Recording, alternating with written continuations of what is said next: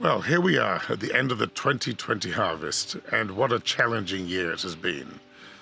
It's been a season that probably stands out for being one of the most unusual, certainly in my 30 years since I've been back home, and a season that started very early. We had the earliest bud burst that I remember, which started on the 3rd of March, and as a result of an extremely hot February.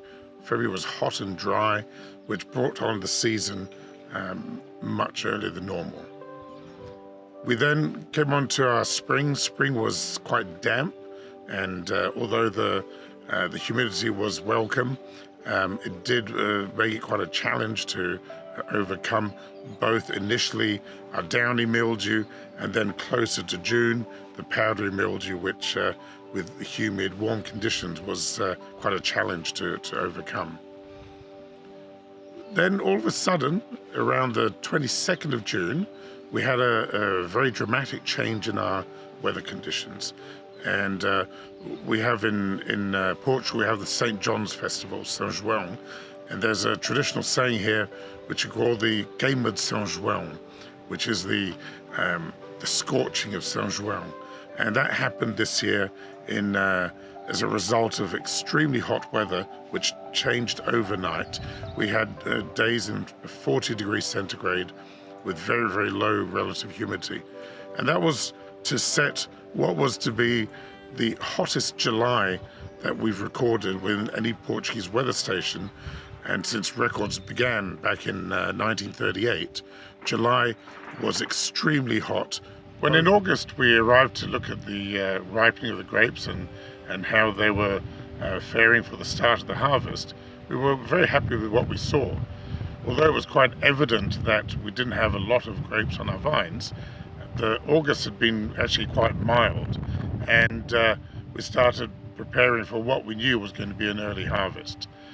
But all of a sudden, in the last week of August, we had another heat wave, and that precipitated the ripening of all of the grapes in the region. It was as if all of a sudden the vineyards from the lower level vineyards right up to the higher altitude vineyards became ripe in one go. And so there became a rush to pick the grapes to bring everything in. There was one variety that was concerning us in particular, Touriga Francesa, was shriveling. It was shriveling tremendously. But in contrast, the Tinto Cão grape variety behaved absolutely magnificently.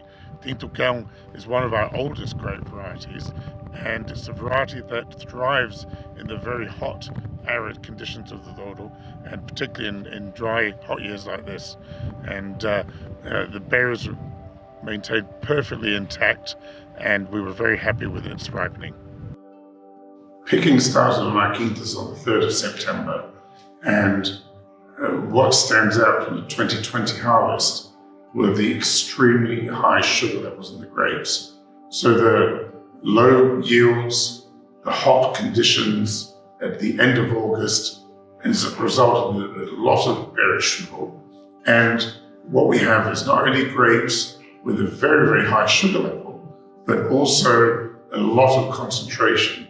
So the pods that we have made this harvest have already shown that they've got a lot of color, a lot of structure, and because we had very high initial sugar, the fermentations went on for a long time, allowing us to make good extraction of the skins.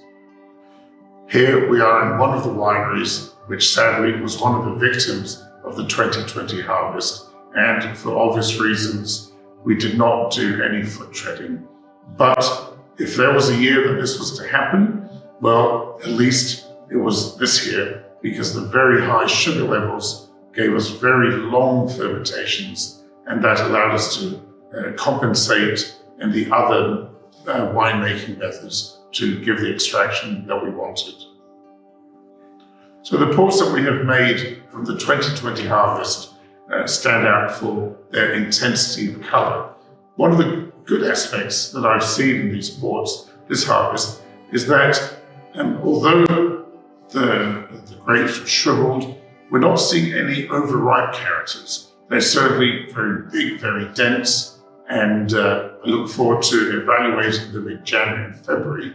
But there are ports which I am very happy with.